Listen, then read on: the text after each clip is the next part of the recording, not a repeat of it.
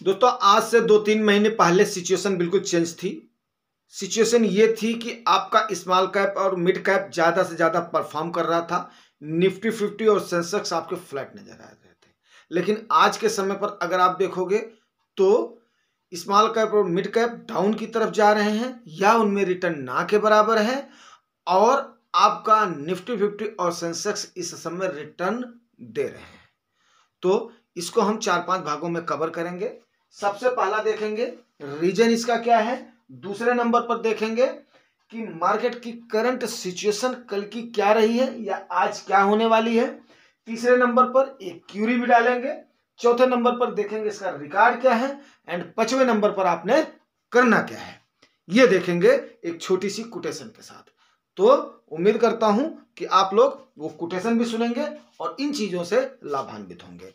अभी सवेरे के 5:45 बज रहे हैं, तो सोचिए कितनी मेहनत से, कितने तरीके से आप लोगों के लिए ये परोसा जाता है। अगर ये आपको जो सही तरीके की जानकारी मिल रही है, अगर लाभान्वित होते हैं, तो ईश्वर हमारा भी भला करेगा, आपका भला करेगा। सबसे पहले हमें देखते हैं रीजन क्या है। मेनली 2 रीजन हैं, जैसा कि आपको पहले हमने बता दिया था। सेबी और एमफी के वार्निंग की वजह से एमसी थोड़ा सा स्टेप्स ली हुई हैं, जिससे सेंटीमेंट गड़बड़ाया है। बाकी और कोई भी सवाल नहीं है। ओवर वैल्यूड तो हुए ही हैं, क्योंकि कहीं पर भी अगर ज्यादा पैसा आ गया है तो ज्यादा पैसा आने की वजह से उसकी उतनी वैल्यू नहीं है। थोड़ा बहुत करेक्शन आपका आएगा ही इस सेक्टर में। इसमें आगे देखेंगे क्या करना है। दूसरा जो सबसे बड़ा रीजन है वो होता है, कुछ ऐसे लोग होते हैं जो कि ओवर स्मार्ट होते हैं। अब पूरा साल उनके पास पड़ा हुआ था प्रॉफिट बुकिंग के लिए, लेकिन आज के टाइम पर उन्होंने देखा यस ये अच्छा मौका है, और इस समय अगर हम प्रॉफिट बुकिंग करते हैं, जिन्होंने नहीं किया था, तो ये हैवी प्रॉफिट बुकिंग भी प्रोबेबिलिटी है कि हुई है। क्यों? अभी वो प्रॉफिट बुकिंग मार्च में कर रहे हैं और उसको अप्रैल में क्या करेंगे, इन्वेस्ट कर देंगे। तो उनका क्या होगा, 1 साल का, इस साल का टैक्स बच जाएगा, 1 लाख का अगले साल का उनका प्रॉपर उनका क्या हो जाएगा, वैल्यू हो जाएगी। तो अगर जो उस लेवल के इन्वेस्टर्स हैं वो बात को समझ रहे हैं, जो हमारे नए इन्वेस्टर्स हैं, जो हमारे सब्सक्राइबर्स हैं, जो हमारा परिवार है, उनको भी पता होना चाहिए, आपको भी पता होना चाहिए कि साल में आप 1 लाख रुपए की प्रॉफिट बुक कर सकते हैं, जो कि आप इन्वेस्टेड वैल्यू में आपकी ऐड हो जाती है, और उस पर नेट आपको 10,000 रुपए की छूट मिल जाती है, किसके, टैक्स के रिडम्पशन की। और वो आपका क्या होता है, इनकम में ऐड नहीं होता है वो। तो इसकी ये भी एक मेन रीजन है। दूसरा, कल की डेट में देख लीजिए, निफ्टी 50 आपकी 53% अप की तरफ गई है। अगर निफ्टी 0.53% अप की तरफ गई है। अब निफ्टी 50 अगर 0.53% गई है, तो आप सोचिए कितना गया होगा, कितना हैवी अमाउंट इसके ऊपर लगा है। तो यही मेन रीजन था, जो आपको याद होगा, मैंने बताया था ना कि अभी मेन ये है कि यहां से पैसा निकाल करके उधर डलवाओ, या दुनिया का पैसा क्या करो, इन्वेस्ट करो। ठीक है ना। उसके बाद में स्मॉल कैप आपका 2% क्या रहा है, डाउन रहा है। और उसके बाद में मैं बेंचमार्क की बात कर रहा हूं। उसके बाद में आपका मिड कैप 0.64% डाउन रहा है। तो अब आप रीजन समझ गए। ये अंदेशा हमने पहले भी जताया था आपसे कि ये सिचुएशन आने वाली है। सामने आपके वही सिचुएशन आ रही है कि आपके सामने ऐसा परसेप्शन क्रिएट किया जाएगा कि आप ये सवाल करो, जैसा कि क्यूरी में भी ये पूछ लिया गया कल कि सर तो क्या करें, स्मॉल कैप और मिड कैप से निकल करके लार्ज कैप की तरफ चले जाए। और ये हमें अंदेशा था कि आपको अभी कुछ नहीं हो रहा है, ये लोगों को ये लग गया है। ठीक है, आते हैं अभी उस पर। लोगों को ये लग गया है कि अभी सारे फंड्स की एलोकेशन कहां जा रही है, लार्ज कैप की तरफ जा रही है या मिड कैप की तरफ जा रही है। आप बताइए, मुझे केवल एक सवाल का जवाब दीजिए। अगर यही कोई फॉरेन इंस्टीट्यूशनल इन्वेस्टर्स, जैसा कि कल आपने देखा दोनों बायर रहे हैं, जबरदस्त बायर रहे हैं। परसों तो आपका ये रही है, क्या नाम है अपना, D2 रही है, डोमेस्टिक इंस्टीट्यूशन रही है। कल बेशरम के जैसे FIIs ने भी जबरदस्त बाइंग करी है, और डोमेस्टिक इंस्टीट्यूशनल इन्वेस्टर्स ने तो करा ही करा है। तो मैं अभी जो है कल की बात कर रहा हूं, आज में तो ये आपको जो है 10 बजे तक मिल जाएगा वीडियो। पे था यहाँ पे कि यही सिचुएशन आपके सामने क्रिएट करी गई है और यही अंदेशा हमें था। अब आप ये बताइए कि अगर आपके फॉरेन इंस्टीट्यूशन इन्वेस्टर आज के टाइम पर लाखों करोड़ रुपया ला करके अगर डालते हैं, कोई मना करेगा क्या? स्मॉल कैप में मत डालो, लार्ज कैप में मत डालो।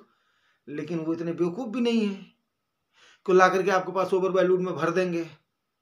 बट हमारे इंडियन इन्वेस्टर्स हैं, वो उनको 10 बार बताने के बाद में अभी आप केवल एसआईपी के सहारे से चलो, लमसम को अवॉइड करो, लमसम आप उसी एवरेज में करो जितना परसेंट आपके पोर्टफोलियो में फंड में नुकसान दिख रहा है, सिर्फ और सिर्फ उसी की भरपाई करो। जैसे जैसे डाउन आता है अपना पेस बढ़ाते जाओ, ठीक है ना। चलो ठीक है, करना क्या है उस पर आएंगे, रिकॉर्ड से भी देख लेते हैं। रिकॉर्ड से देखो दोस्त, आप 1 साल का डाटा देख लो, 2 साल का डाटा देख लो, 3 साल का देख लो, 5 साल का देख लो, 10 साल का देख लो, आपका पॉजिटिव ही रिटर्न रहा है, मिड कैप में भी और स्मॉल कैप में भी, ठीक है ना।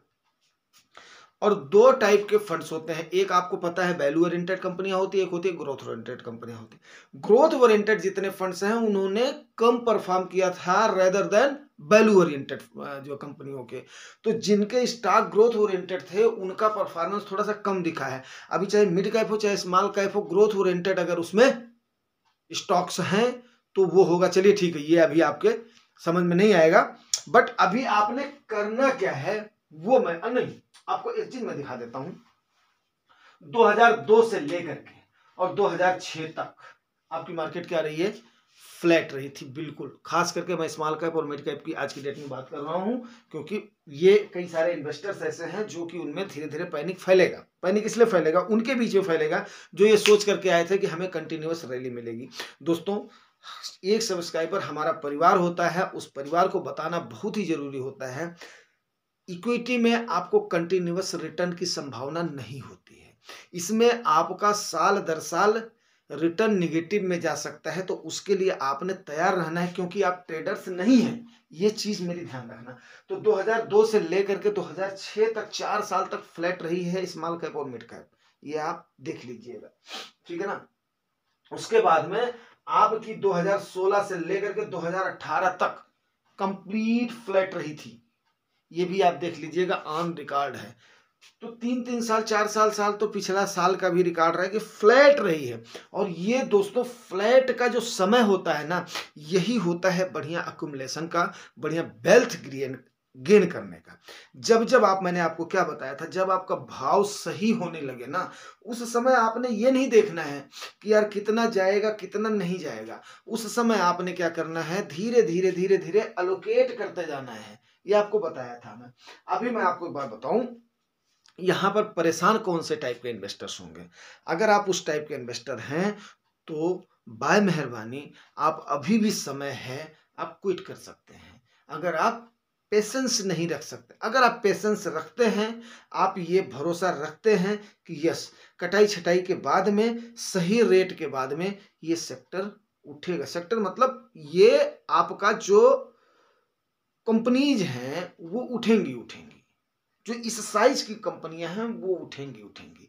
देश में हमारे तरक्की होनी है। आज थोड़ा सा ये फेज आया है कि हाँ, इनके पास इस कैटेगरी में ज्यादा पैसे आ गए हैं, उन ज्यादा पैसों से भाव को दुरुस्त किया जाएगा, ये चीज मान लीजिए। एक कहावत मैं आपको बताता हूँ, हिंदी की बड़ी हमारी अवधि की कहावत है। जब हल बैल होते थे ना, आप लोग बोलोगे कहाँ इतनी लंबी जो है डिस्कशन से, और इस लेवल के डिस्कशन में देखो दोस्त, अगर आप जमीन से जुड़े हैं ना तभी आपका सब कुछ है। तो हम चलिए पहले आपको उसी सुना देता हूँ। जो पहले छोटे छोटे बैल होते थे ना, और एक बैल बड़े बड़े होते थे, तो बड़ा वाला बैल तो ठीक है आप चल देता था। जो छोटे वाले होते थे उनके पास जाओगे ऐसे ऐसे करते थे। तो उनके लिए कहावत बनी थी, नाटा करे फुन फुन कब हम में नदबो, मतलब कब उसे हल बैल में ले चलोगे।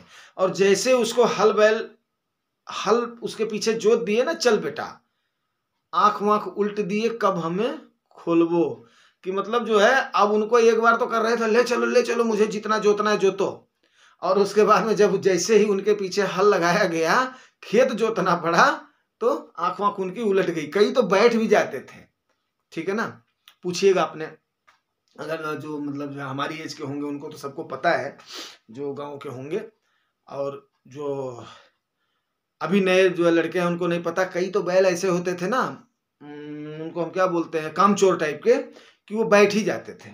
तो उसी टाइप से नहीं करना है कि मतलब मुझे अरे मैंने तो डाल दिया डाल दिया डाल दिया, नहीं। आपने बिल्कुल वो जो बड़े वाला बैल है ना, उसी के जैसे स्टाइल से चलना है, और उसी के जैसे आपको जाकर के, ठीक है लोड पड़ गया ना भाई, लोड पड़ गया ना, तो लोड हल्का भी होगा, हल्का होगा तभी तो बढ़िया भाव मिलेगा। तो उस समय फुन्न फुन्न नहीं करना है, फुन्न फुन्न नहीं करना है, मतलब आपको स्टेबल बनना है, क्योंकि आप इन्वेस्टर हैं, ट्रेडर नहीं है। और दूसरी बात, अगर आप सरवाइव नहीं कर सकते हो, फिर बीच में आप छोड़ करके भागोगे, नुकसान में डाउन में छोड़ करके भागोगे, देखो जैसा कि अंदेशा लगाया, हालांकि कोई भी इस चीज़ को प्रेडिक्ट नहीं कर सकता है कि कितना ही डाउन जाएगा, लेकिन एक बार है, जब सिस्टम किसी चीज़ के पीछे पड़ जाता है ना, तो उसको थोड़ा सा रुकना तो पड़ता ही है, उसको सही तो होना ही पड़ता है। तो आज के टाइम पर क्या हुआ है, सेबी और एमफी जैसा सिस्टम इन कैटेगरीज के पीछे पड़ा हुआ है, जो कि आपकी स्मॉल कैप और मिड कैप है। वो कैसे करके उसके इनफ्लो को रोकना चाहता है और उसके भाव को करेक्ट करना चाहता है। सबसे बड़ा रीजन यह है, करना आपने ये है कि अपनी एसआईपी को कभी भी बंद नहीं करनी है। जितना आपको डिप दिखाई देता है, अगर आपका फंड अलाउ कर रहा है, तो आपको उसी लिहाज से उतना उतना ही एज एसआईपी करते जाना है। सपोज करो आपको 1500 रुपया लमसम करना है, तो मैं तो यही बोलूँगा कि अगर आपका फंड अलाउ कर रहा है, तो 500 रुपया पर डे अगर आप एलोकेट कर सकते हो तो करते जाओ। खुदा न खास्ता अगर आपका डाउन की तरफ जा रहा है, जिस प्रकार से कल दिखा 2% डाउन गई है, अगर आज भी डाउन जाएगी 2%, तो आप कितने पर भाव पर खरीदोगे, 4% के डाउन के भाव पर खरीदोगे। वही अगर कल आपने अगर 1000 रुपये का खरीद लिया होता, तो कितने पर, 2% के डाउन के भाव पर खरीदते।